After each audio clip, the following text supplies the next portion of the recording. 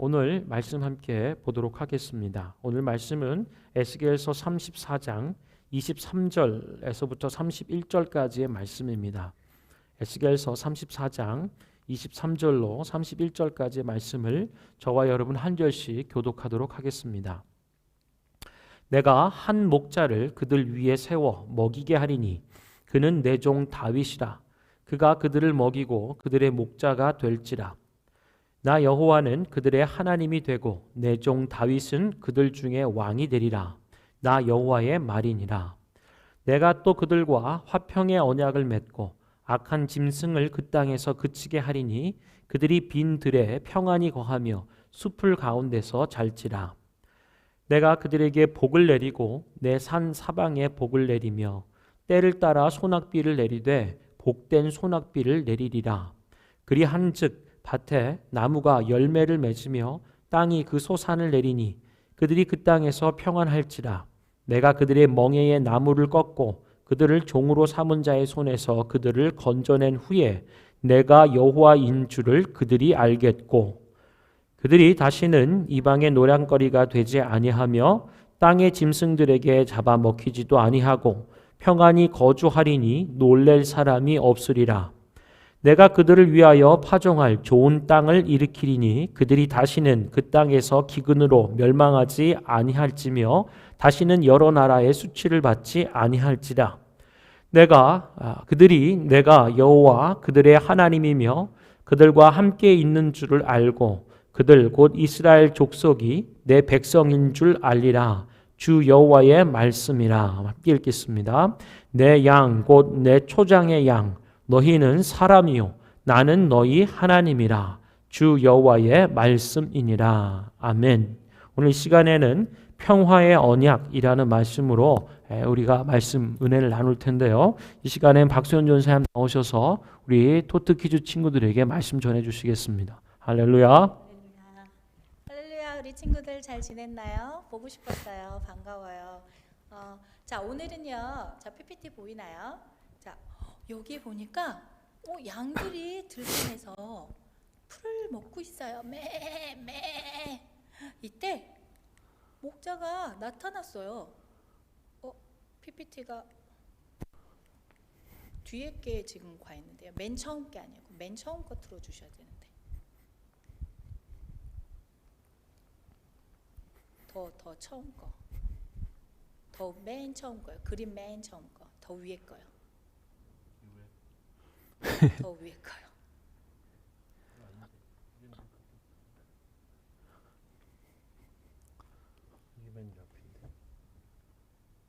이게 맨 처음 걸까요? 네, 감사합니다. 자, 이제 됐어요. 양들이 푸른 조장에서 풀을 먹고 있어요. 그쵸? 매. 이때 목자가 나타났어요. 오, 양들아, 풀 잘 먹고 있구나. 어디 보자. 별로 할 일이 없네. 비켜봐. 난 여기서 좀 자야겠어. 자, 비켜.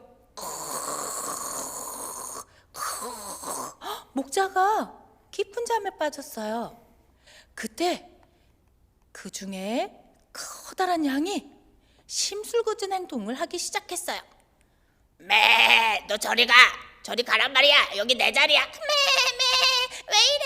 나도 먹어. 저리 가. 너도 비켜. 나도 먹어야 되는데. 비켜란 말이야. 어머, 심술궂은 양이 심술궂게 행동을 하는데도 목자는 계속 잠만 자요. 쿨. 목자님. 왜? 저희 좀 도와주세요.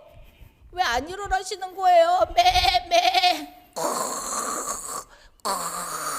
목자는 양들이 부르짖는 소리도 듣지도 못하고요. 계속 쿨쿨 잠만 잤어요. 양들은 너무너무 슬펐어요. 저 사나운 양 때문에 우리는 밥도 못 먹고 물도 못 마시고, 그런데 우리를 지켜줘야 될 양치기 목자는 저렇게 잠만 자. 너무 슬퍼. 배고파. 이때 어디선가 호련히 누군가가 나타났어요. 짜잔. 누구일까요? 바로 예수님이세요. 참 목자이신 예수님께서 나타나셨어요. 여봐라, 목자야, 일어나거라. 누구세요? 저는 졸리는데요. 네 이놈, 어찌하여서 나의 양들을 돌보지 않고 있느냐? 그리고 너 가장 큰 양, 너는 왜 친구들에게 그렇게 심술궂게 행동을 하느냐? 예수님께서 나타나셔서 양들도 보호해 주시고, 그리고 심술궂게 행동했던 커다란 양도 혼내주시고, 쿨쿨 잠만 자던 목자도 혼내주셨대요. 오늘 아까 목사님하고 같이 읽은 성경 말씀에 말씀하고 있어요. 그러므로 내가 내 양떼를 구원하여 그들로 다시는 노략거리가 되지 아니하게 하고 양과 양 사이에 심판하리라.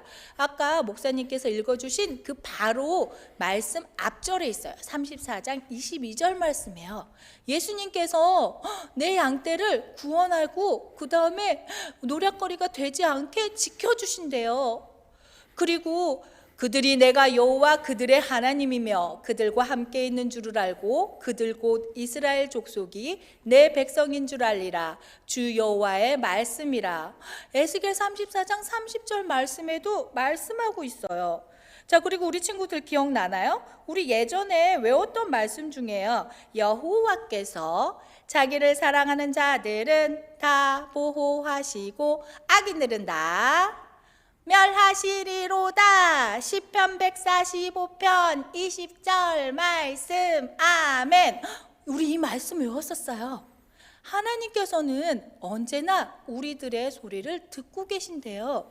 그리고 목사님께서 읽어주신 말씀 31절에 그 양은 사람이고 목자는 하나님이라고 말씀하셨어요. 하나님께서는 언제나 양이 된 우리를 지켜주시는 목자가 되어주신대요. 예수 그리스도께서는 우리를 위해서 우리 죄를 없애주시기 위해서 십자가에 달려 돌아가시고 지난주에 어떻게 됐죠? 짜자잔, 맞아요. 3일 만에 다시 죽은 자 가운데서 살아나셨어요. 부활이라 그래요. 그렇죠? 그 예수님께서 하늘로 올라가시면서 말씀하셨어요. 내가 성령을 너희 안에게 보내주겠다.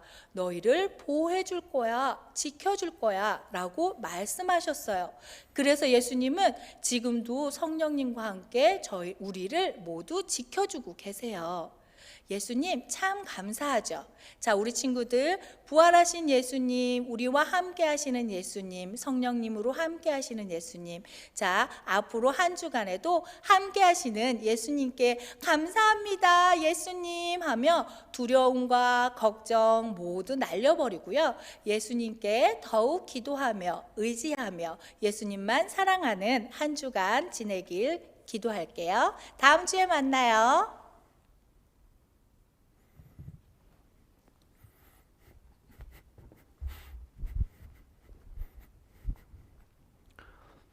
네, 우리 말씀 잘 들으셨죠? 이 시간에는 우리 용석 전사님 나오셔서 우리 틴지 친구들 위해서 말씀 전해 주시겠습니다. 할렐루야.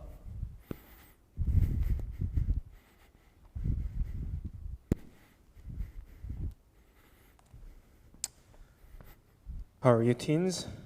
It looks like we're flattening the curve, at least in BC, and we're all praying together that every day that God would restore everything. And today's passage, we're going back to the book of Ezekiel, continuing where we left off in July and August last year. In chapters 1 through 33, as God's prophet to the Israelites and the nations, Ezekiel prophesies God's word about punishment on Israel and other nations for their idolatry. But today's passage, chapter 34, starts to talk about the restoration of Israel.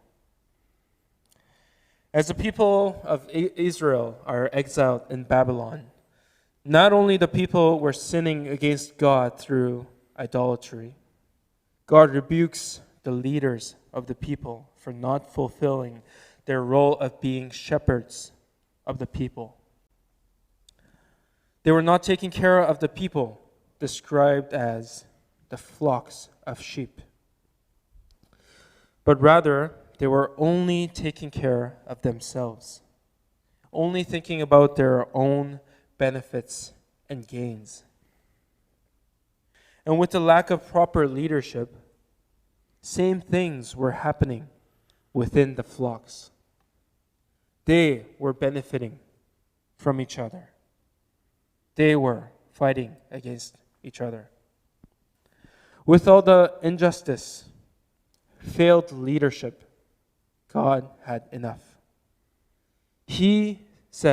God said He Himself will shepherd the people, and also promises a shepherd, new David, a messianic king who is going to gather the flock from the nations and actually take care of, protect, and heal the flock, the sheep. God also makes a covenant of peace, where the people would be able to enjoy peace and safety from other nations. And there would be a restoration of blessing in the land. The land will be abundant with food and water, not lacking anything. And as you might have guessed, the shepherd points toward Jesus, who is the good shepherd. Jesus is the good shepherd who laid down His life for His sheep. And through Jesus, our relationship with God was restored, and we can have peace with God. Also, we can have hope because of Jesus, who is our hope. For some of us, during these trying times, difficult times, things may seem hopeless, or seem like you're in a tunnel with no end in sight. But God gives us hope of restoration, ultimately through Jesus. Look to Jesus. Turn your eyes upon Jesus, our good shepherd, who takes care of us, and who is our hope, and who is our peace. I believe that God will soon restore and bless this land, our church, the church, and our families. Amen.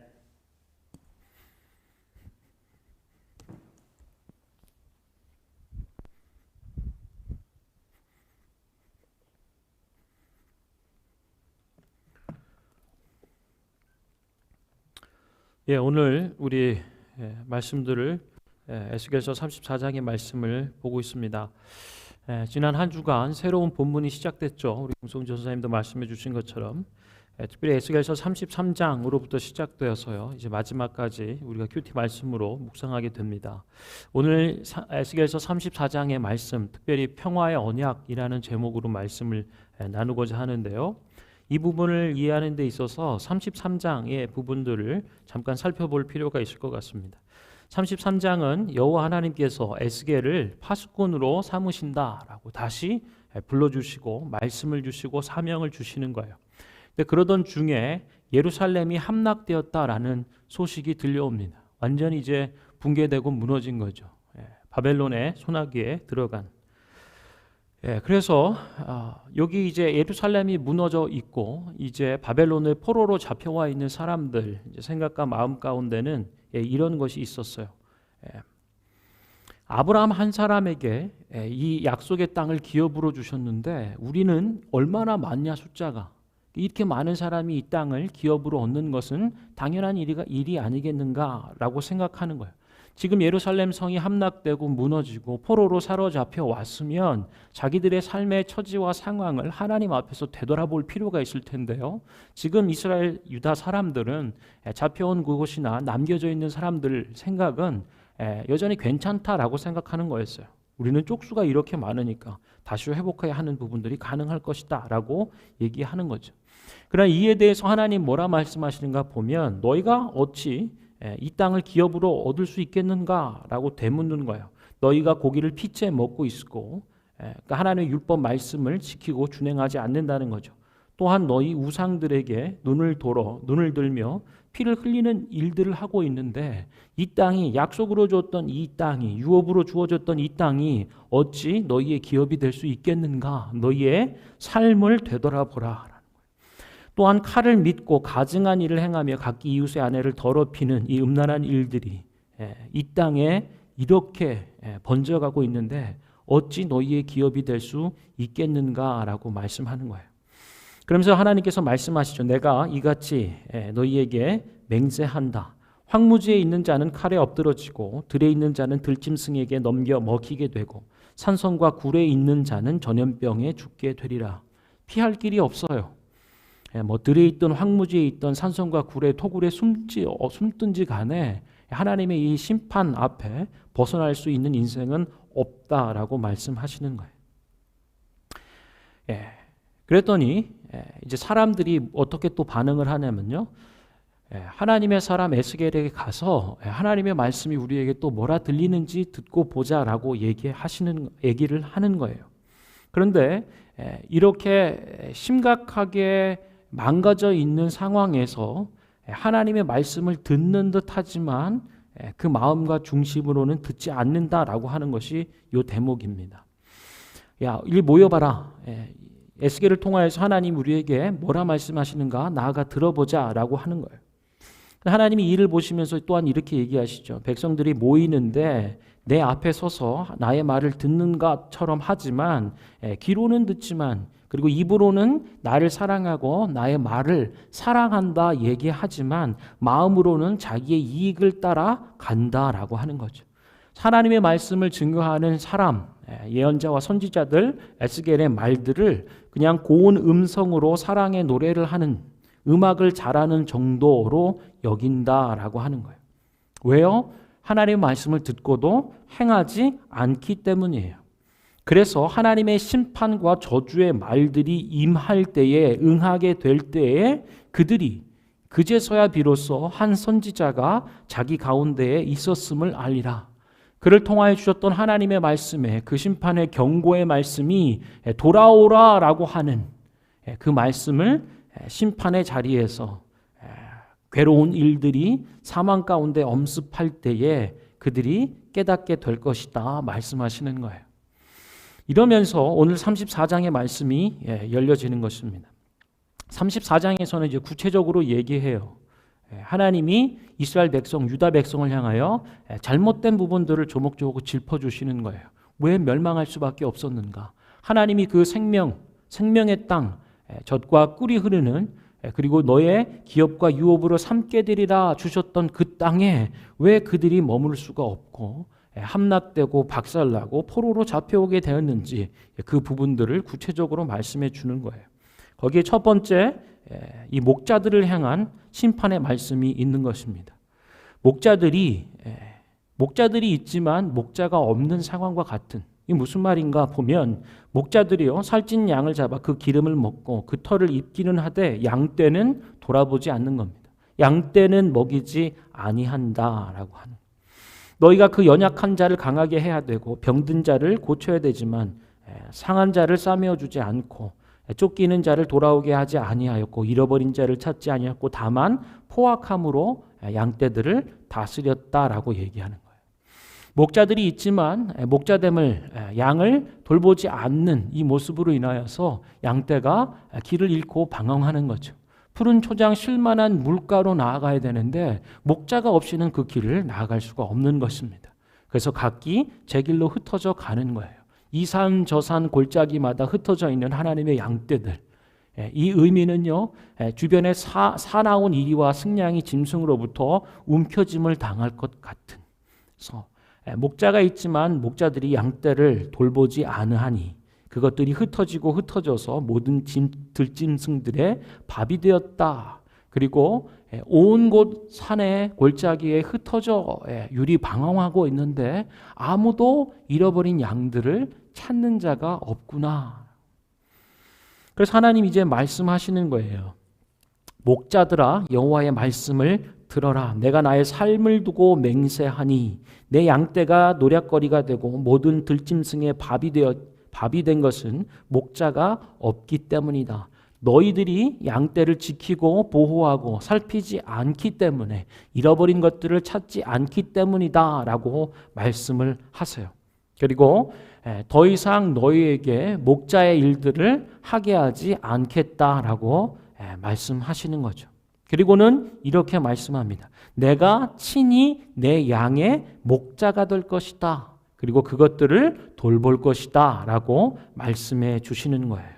내가 나의 양을 찾고 또 찾아서 어두운 데 있고 캄캄한 그곳에 있는 모든 것에서 그들을 건져내 줄 것이다 라고 말씀하는 거예요. 그리고 좋은 꼴을 먹이고 좋은 우리에 누워 이스라엘 산에서 살찐 꼴을 먹게 할 거야. 내가 친히 내 양떼의 목자가 되어 그들을 누워있게 할 것이다. 잃어버린 자를 내가 찾으며 쫓기는 자를 내가 돌아오게 하며 상한 자를 내가 싸매주고 병든 자를 내가 강하게 하고 살찐 자와 강한 자는 내가 없애고 정의대로 그것들을 먹이리라 말씀하시는 거예요. 이스라엘 목자들에게 심판의 예언을 하시고 있어요. 목자가 있지만 목자가 없는 이 상황에 대해서 하나님이 분명히 짚고 이제는 내가 친히 목자가 되어 내 양을 다스리리라 말씀해 주시는 거예요. 이 말씀을 듣는 이스라엘 백성, 유다 백성들의 마음은 어땠을까요? 굉장히 기뻤겠죠. 하나님께서 직접 참 선한 목자가 되셔서 좋은 목자로 우리들을 돌봐주시고 우리들을 회복시켜 주시겠구나 하는 마음들을 갖는 거예요.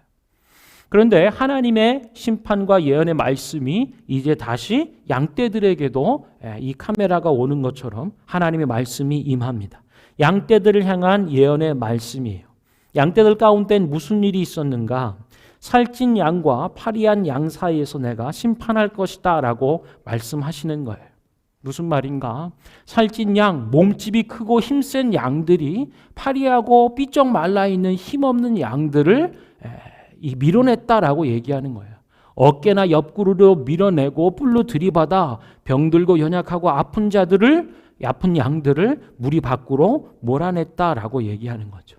너희들이 먹는 그 좋은 꼴들, 그것을 먹고 다 짓밟아놨다라고 얘기하는 거예요.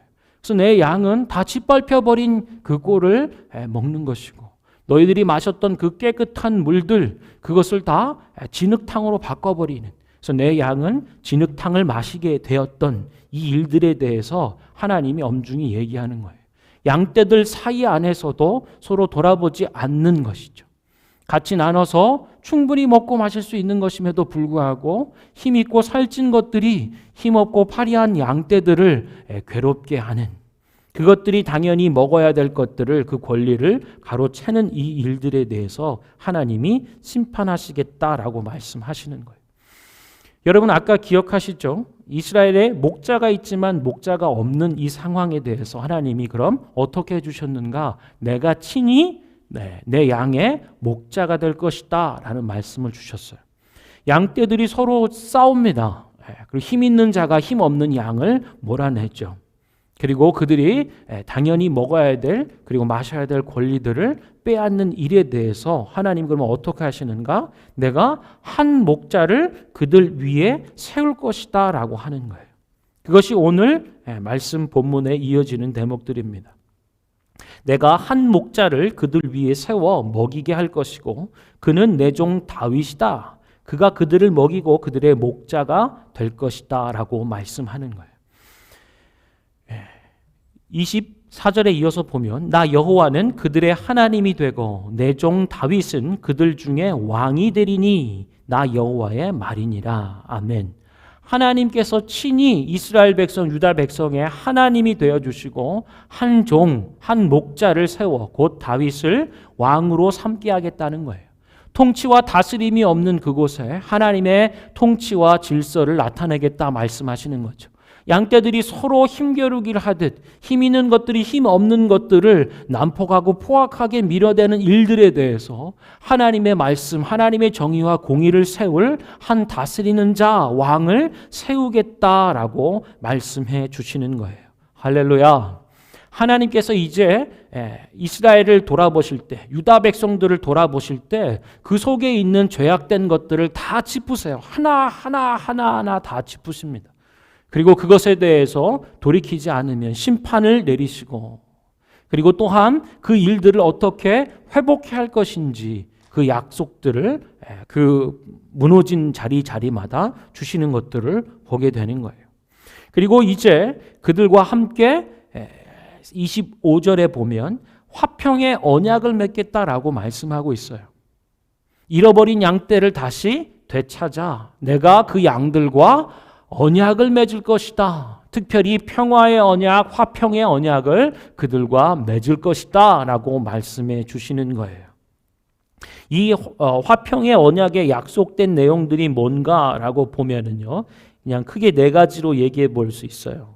첫 번째는 이 화평의 언약을 맺음으로써 언약 관계 아래 살아가는 사람들에게 주어진 것들, 첫 번째는 보호할 것이라고 말씀해요. 내가 그들을 보호할 거야. 그래서 악한 짐승들을 그치고 너희가 숲풀 가운데서 평안히 거할 수 있도록 할 것이다.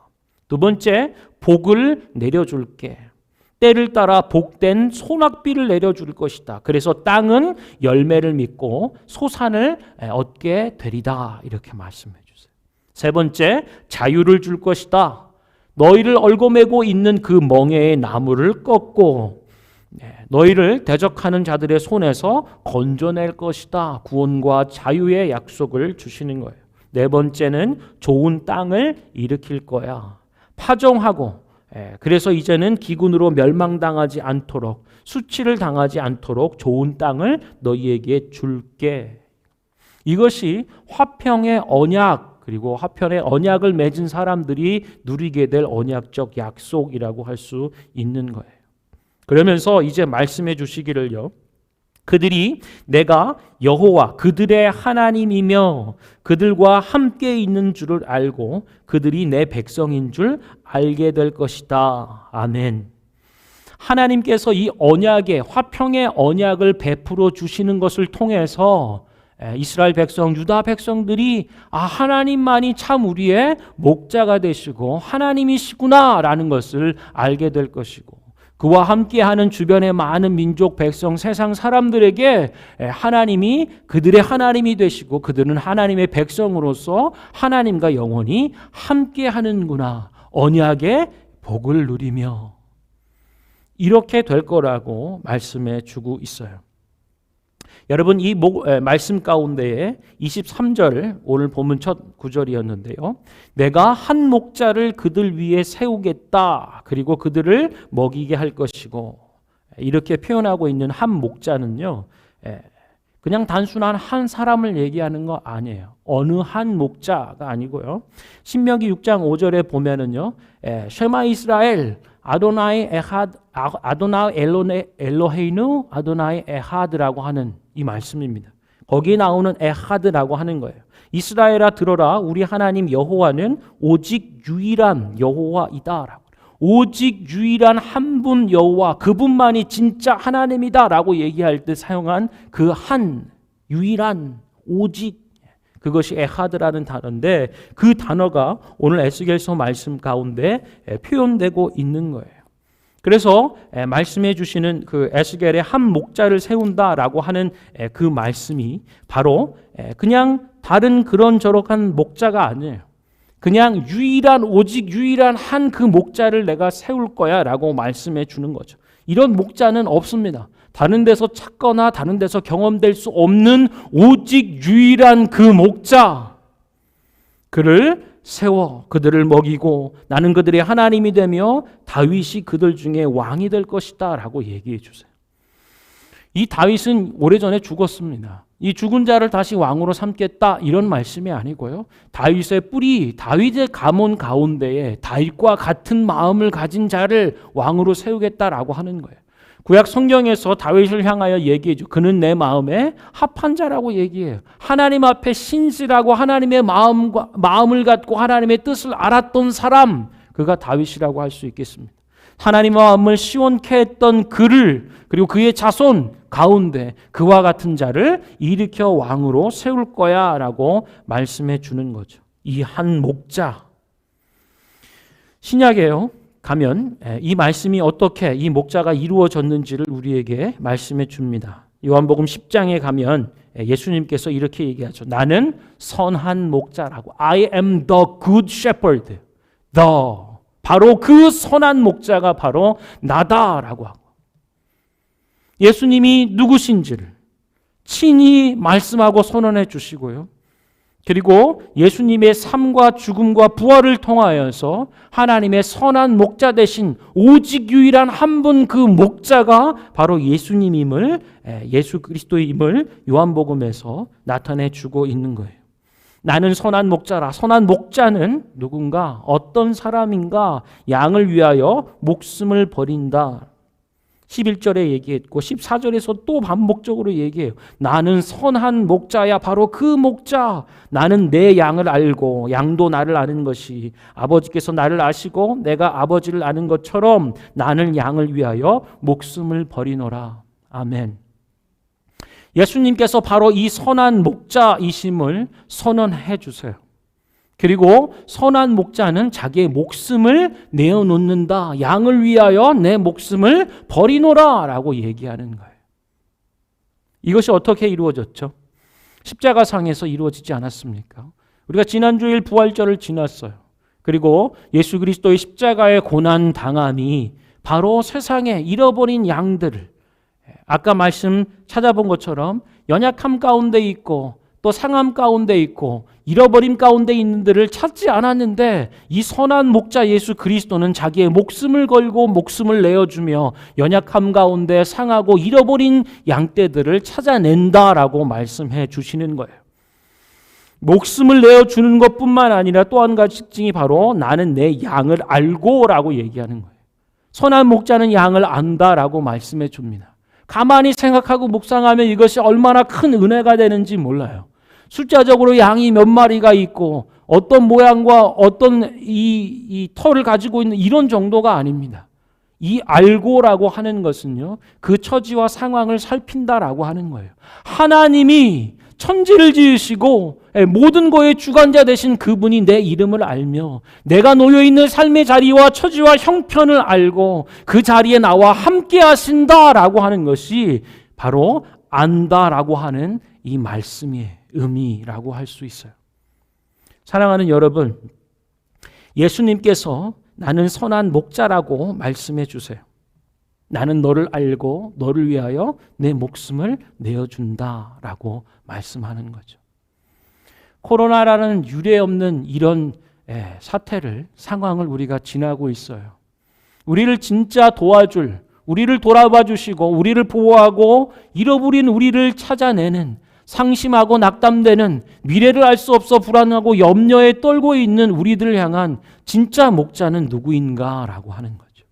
어려운 때를 지날 때 우리는 믿음을 더욱 곤고히 할 수 있습니다. 하나님을 향한 신뢰 고백들을 새롭게 할 수 있다라고 하는 거예요.